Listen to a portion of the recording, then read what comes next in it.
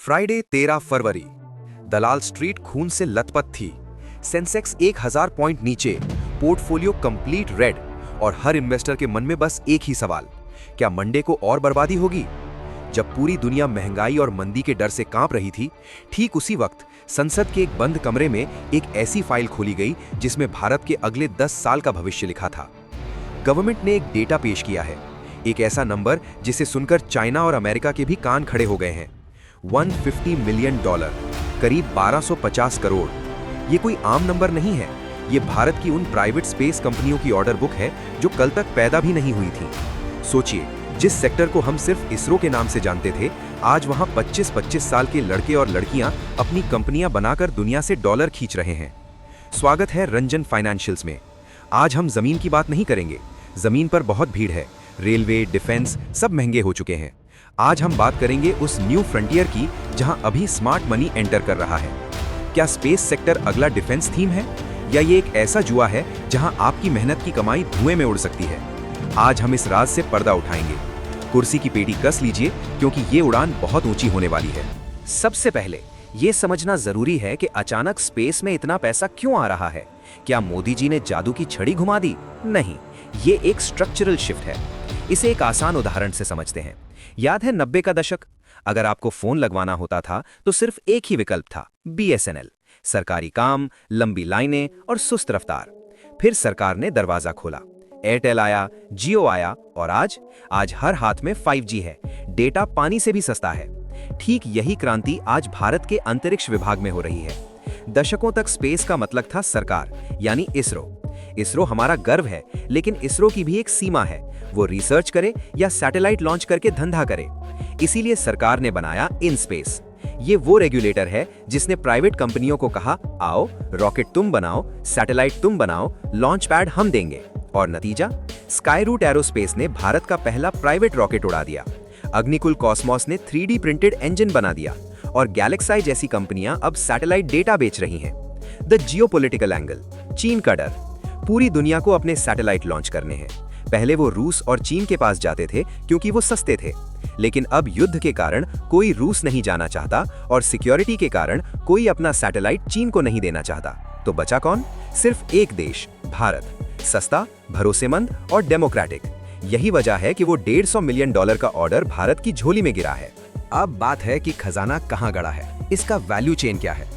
अब आते हैं उस सवाल पर जिसके लिए आप ये वीडियो देख रहे हैं, पैसा कहां बनेगा। अगेन, ये कोई स्टॉक रिकमेंडेशन बिल्कुल भी नहीं है।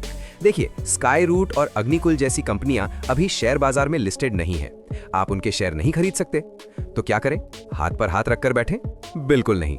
शेयर बाजार का एक पुराना नियम है, during a gold rush sell shovels. जब सब लोग सोना खोदने भागे तो आप उन्हें फावड़ा और कुदाल बेचो। हमें वो लिस्टेड कंपनियां पकड़नी हैं जो इन रॉकेट्स और सैटेलाइट्स के लिए पार्ट्स यानी कंपोनेंट्स बनाती हैं। अब यहां एक सेकंड रुकिए और एक कड़वा सवाल पूछिए।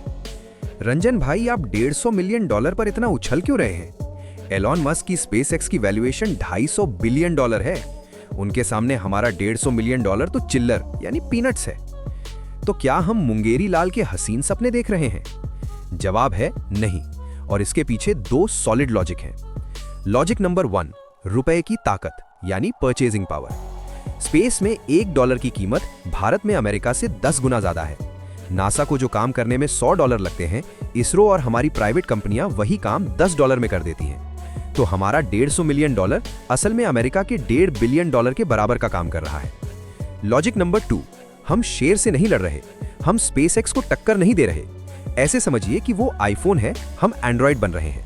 स्पेसएक्स भारी भरकम सैटेलाइट्स के लिए है, लेकिन दुनिया में जो हजारों छोटे छोटे सैटेलाइट्स लॉन्च होने हैं, उनके लिए स्पेसएक्स बहुत महंगा और बिजी है।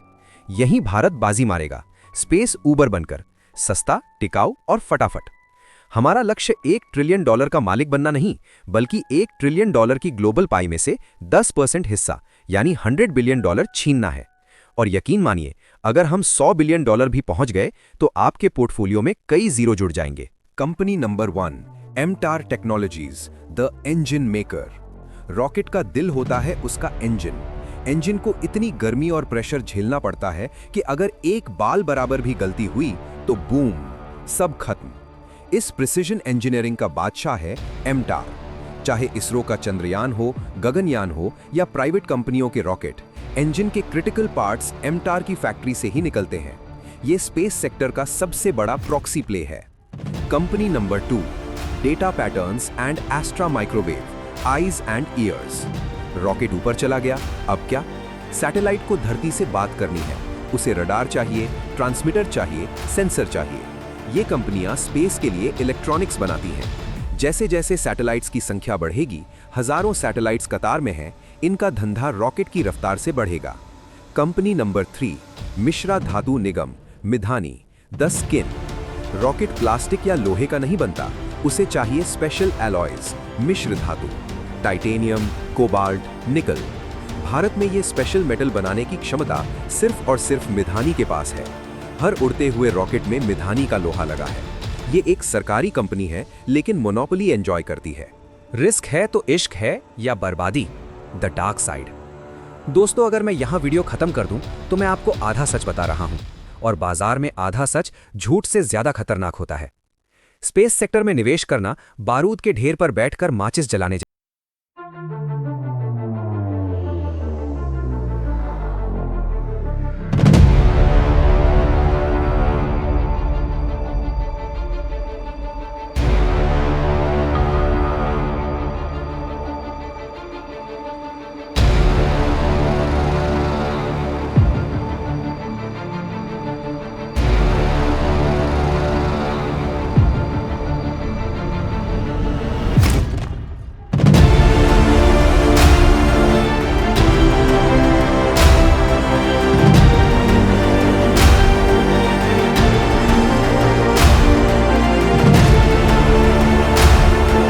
ग्रोथ इन्वेस्टिंग है। खतरा नंबर 3, नकद प्रवाह, cash flow crunch. Space projects में पैसा बहुत देर से आता है। काम आज करो, पेमेंट 2 साल बाद मिलती है। इन कंपनियों की वर्किंग कैपिटल फंसी रहती है। कई बार कागज पर प्रॉफिट दिखता है, लेकिन बैंक में कैश नहीं होता। तो अब फाइनल फैसला क्या है? क्या सोमवार को बाजार खुलते ही स्पेस स्टॉक्स खरीद लें? जवाब है सावधानी से। $150 मिलियन की ऑर्डर बुक ये साबित करती है कि कहानी शुरू हो चुकी है। अगले 10 साल में स्पेस सेक्टर का मार्केट कैप यहां से 10 गुना होगा। लेकिन ये रास्ता सीधा नहीं होगा। एलोकेशन, अपने पूरे पोर्टफोलियो का सिर्फ 5% से 10% हिस्सा ही स्पेस/डिफेंस बास्केट में डालें, उससे ज्यादा नहीं। सिप मोड, एक साथ पूरा पैसा कभी न डालें। इन स्टॉक्स में डिप आएगी, हर 10% की गिरावट पर खरीदें। बास्केट अप्रोच, सिर्फ एक कंपनी पर दाव ना लगाएं। MTAR, डेटा पैटर्न्स, BEL और एस्ट्रा का एक छोटा बास्केट बनाएं। अगर एक फेल हुआ तो दूसरा संभाल लेगा। दोस्तों, स्पेस सेक्टर भविष्य है, लेकिन भविष्य में वही जिंदा रहता है जो वर्तमान में संभल कर चलता है। सोमवार को पैनिक न करें, बल्कि इस गिरावट को एक मौका समझें, उन स्टॉक्स को पकड़ने का जो कल के मल्टी बैगर बनेंगे। तो फाइनली आपको क्या लगता है? क्या भारत का प्राइवेट स्पेस सेक्टर चीन को पछाड़ पाएगा? नीचे कमेंट में लिखें #IndiaInSpace और अपनी राय दें। अगर इस डीप डाइव ने आपकी आंखों से पट्टी हटाई है तो वीडियो को लाइक करना न भूलें। हम यहाँ खबरों का शोर नहीं, मुनाफे की बात करते हैं। मिलते हैं अगले वीडियो में। जय हिंद।